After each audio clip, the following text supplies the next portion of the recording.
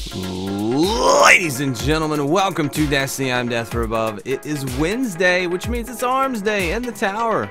We got some guns to look at. Now I am full up again. I got too many packages. I am maxed on each character. I've got 9 guns to look at. So we got the 5 guns that were foundry orders available last week, and also have some bonus packages. We got things like the Lyudmila-D, PDX-45, just all the fun guns to look at today. So we're going to start out on my Titan, work our way to the Warlock, and then to the Hunter, and just look at the guns as we go. Now I will mention I have the PDX-45 package twice.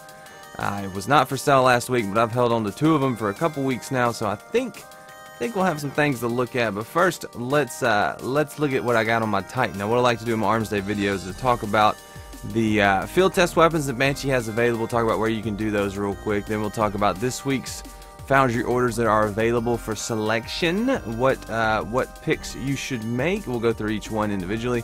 Then we're going to talk about next week's foundry orders. We'll talk about what these guns are, what I like and what I don't like. So let's get to it. So the field test weapons this week, we got the Suros TSA-10 auto rifle. Make precision kills. I don't like doing this one, it's kind of rough. Then we got the Omolon Test FR1 Fusion, make Crucible kills. This one's actually pretty easy to me. I don't know, Fusion rifles for me in Crucible, especially with Mayhem going on, you can get it done pretty easily. Don't worry about that light level, it's still fine. Omolon Test HC1 hand cannon, used against Vex is pretty easy. Go to Venus. Venus. The Citadel, get that done. Hakke Test a sniper. Make double kills. You can do this at the same place you do the Kumakatok and the the Test HC1 and the auto rifle, the Suros auto rifle, the Omolon hand cannon, the Hakke sniper. All can be done at the same place. Just go to the Citadel on Venus. You'll have fun shooting things. And then the Test RR1 sniper using the Crucible. If you're good at snipers in the Crucible, use it. If not, I would probably just pass on that one. If you got the Nightfall buff, you can do 4 guns and you'll get a full gunsmith rank if you're still doing these field test weapons, which they're pretty easy. I'm doing them on PlayStation because they're helping me level up. But so let's talk foundry orders for this week. We got 9 guns, 8 guns really, 9 foundry orders. I got a duplicate. But start out with the Hakke Judith-D hand cannon. This is a high impact, low rate of fire hand cannon that if you get the right roll, it can be really interesting. But I don't know if it's a really good gun. But I use it occasionally, probably not very much at all. So we got the Judith-D hand cannon, oiled frame, explosive, speed reload, rangefinder, and last resort. Not really feeling that one. Next up, we have Outlaw and Triple Tap. That looks good, but it's only got a 7-round mag. I like Outlaw.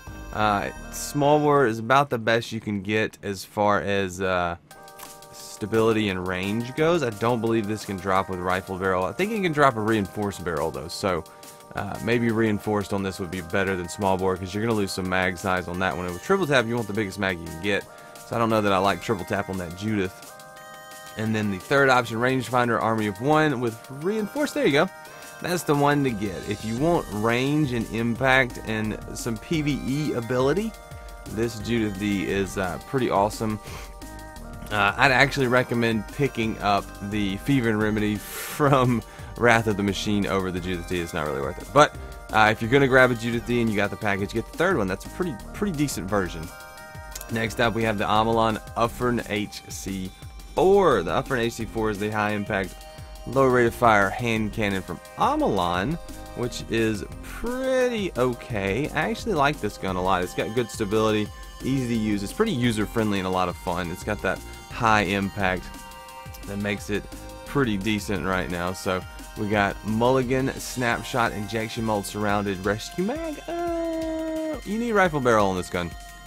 This is one of those hand cannons that you're going to have rifle barrel for it to be super effective. So I'm just going to start looking for that first off. If I don't see it, we're just going to move on.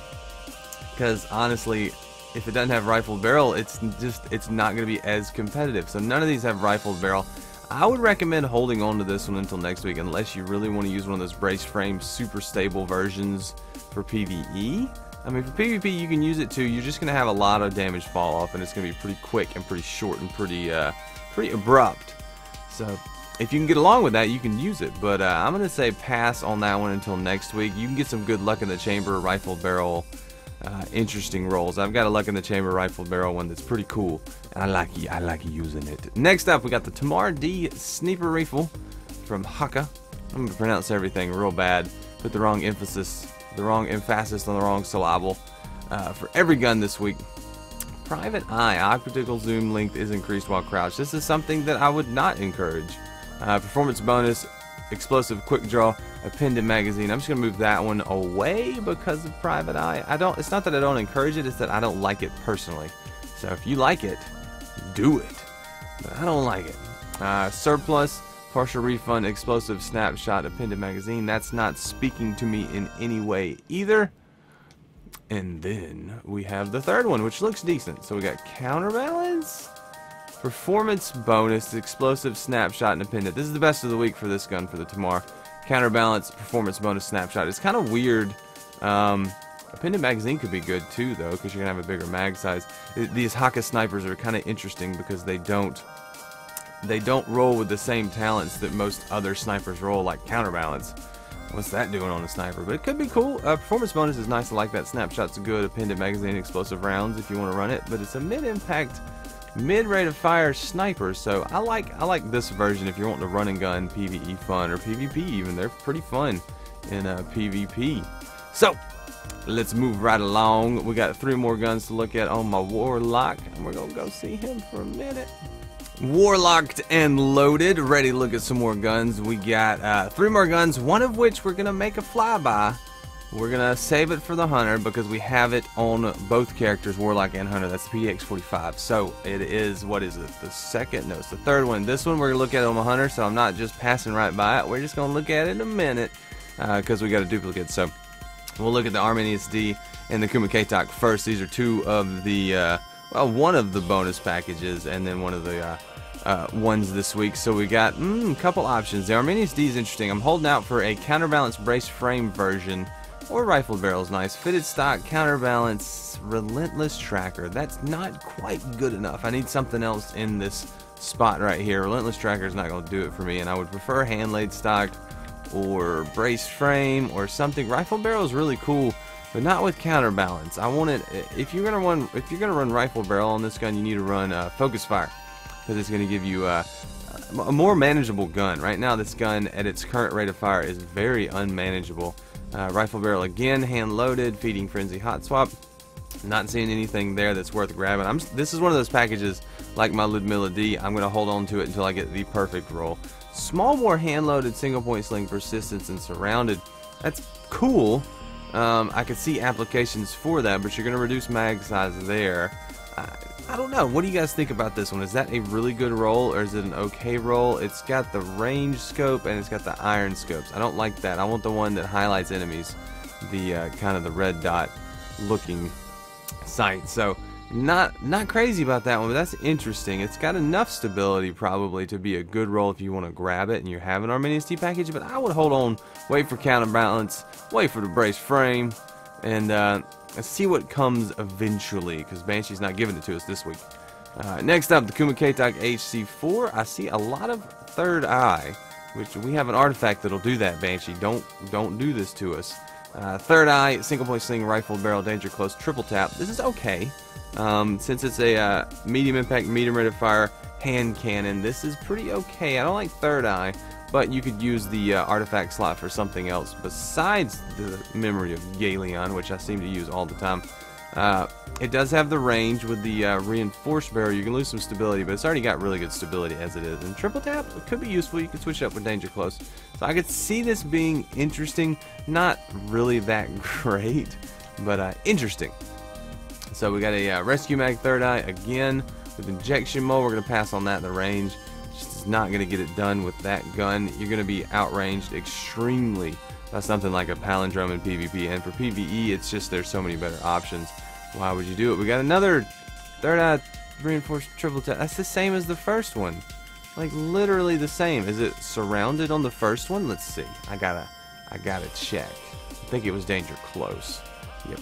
So, I mean, the first or third option are about the same, depending on if you want danger close or surrounded. So I would hold on to that one for another week if you're looking for a really, really cool roll on the Kumakatok. If you really want just a fun gun, one of those, the first or the third one, could be nice if you need some guns. And don't forget that PDX-45. We're going to look at it on my Hunter, which let's go do that right now. Alright, before we get into the last 3 packages, I will mention that if you want to check out the streams, I do stream every day on Twitch. You can come by and hang out, be a part of some of these videos. Most of the time, I will record videos during the stream, so if you want to be interactive, do some of that action, I will do it there. And, yeah, leave a like if you enjoyed the video. We're not done yet. So, let's look at next week's Foundry orders before we get into the last 3 packages. We'll talk about what's coming, then we'll look at the PDX, the Lyudmila, and, the Uzume? What do I have? Yep, the Uzume. So, next week's Foundry orders, we got the 2NL SO4 Scout Rifle, which I really like. That's a great Scout Rifle, mid-impact, mid-rate of fire. We got the PDX-45 again. So, 2 chances this week and next week. We got the JLB-47 rocket launcher, pretty good rocket launcher if you're needing a good rocket launcher. The Strongbow D and the Tamar-D. Tamar-D we have just talked about. Strongbow D is a mid-impact, mid-rate of fire, forgettable shotgun. I would not worry about this if you've already got any shotgun in the game. If you want to run a fun gun, you can get some interesting rolls on it. But other than that, nothing major there. Definitely pick up the PDX-45 and the 2NL at first. JLB-47 if you need a rocket launcher. And then the Tamar and the Strongbow if you're feeling rather cheeky and want to have some fun. But those are the guns for next week. And let's finish her off. Let's take a look at the Tamar first. Not the Tamar, the Uzume. High rate of fire, low impact sniper. So you can go for some crazy rolls on this and have some fun. Performance bonus, snapshot, casket mag, last resort, clown cartridge. Clown cartridge could be cool. This top section could be fun. Never run out of bullets almost. You'll have 6 in the mag. Snapshot and reserve ammo for getting kills. Get those headshots though, because this will not body people to death very easily. You'll have to, I think you're gonna have to 3-body somebody in the Crucible, which is terrible. You can one-shot them to the head, but you 3 to the body with that gun in PvP, which is never a fun situation. So be careful with that gun if you got it. Second option, performance bonus again, high caliber, injection mold, Eye of the Storm. Replenish, you could almost run this like a scout rifle. If it has I don't like these scopes, but performance bonus, high caliber injection, it replenished. I mean, that's really not any good at all to me, but you could run that like a scout rifle almost, and I have done that. I did that for recording the Armsday preview video, which I put up every Saturday. I ran this gun so you can see these guns in action a little bit. I'll link that in the description, but I ran this gun a little bit and I was just basically running it like a scout rifle. It's, you know, I was using the short range scope and just firing quickly like a scout. So next up we have performance bonus, high caliber, clown cartridge, mulligan. I would go with the first option on the Uzume, honestly, but the second or third one's going to be interesting either way. But to me, the first one's probably the most useful if you have this gun. I don't know many people that's probably going to use that gun, but let me know if you're using the Uzume. And go check out the Armsday preview video I do in the description. Next up, Lyudmila-D. I'm looking for something extremely specific on this gun, and this ain't it. I need hand-laid stock. I want counterbalance, or just hand-laid stock feeding frenzy with head seeker. Something over there that makes it interesting. So we've got head seeker. Spray and play with reinforced fitted stock snapshot. You need a lot of stability on this gun. It kicks hard and up to the left. So it's got a little bit of a problem with being under control. Still haven't gotten that perfect roll. Those are the sights I like. I like those hollow sights. Not seeing anything on the Lyudmila this week that I'm looking for. I don't know if you've been holding on to one for a while. If I was going to pick one, I'd pick the second one. It's okay. It's not the best. Still going to be a little bit of a stability issue. Well, let's take a look at that PDX-45, shall we? So we got Rodeo, Hammer Forged, Casket Mag, Rifled Barrel, Single Point Sling. Now this is a high rate of fire, low impact pulse rifle. This is the competitive Crucible meta gun right here. I'm not too crazy about that first one. Rodeo's okay. It will help you control the recoil of the gun, so it'll be a little bit easier to control. We got Outlaw, high caliber, hello, and injection mold. Yup, that's pretty good. It's got the 26, the 19, and the 37. I like the 19 scope, and I found with this gun the close range pop-up scope's probably the best. The 12 or the 19. I think people prefer the 12. I like the 19. High caliber rounds for that PvP action, Outlaw for that super quick reload. It does have the big mag still for a high rate of fire pulse. It did not get nerfed. so it's pretty good. Maybe run oiled frame and then injection mold. You're gonna lose a lot of range though. Single point sling could be good. I'm seeing that as a really good gun, so if you want a good PvP 45, this is a good PvP 45. That's what I'm gonna call it from now on, the PvP 45, not the PDX 45. Suros PvP 45. And then we have perfect balance, rodeo, hand laid stock, lightweight, casket mag. You can probably get max stability with a bigger mag on this one with rodeo, casket mag, and hand laid stock, because hand laid stock moves it to perfect. So you've got two good options. You've got an outlaw option and you got a max stability option on the PDX 45. I'd say either one of those is worth picking up if you don't have one. If you do have one, measure those two against the one you got and see if it's better. But what you're going for the PDX 45 is probably stability. The range should be good enough. So the second or third option, maybe the second option with high caliber and outlaw, probably a pretty good option there. It'll give you almost near max stability and some really good perks to work with.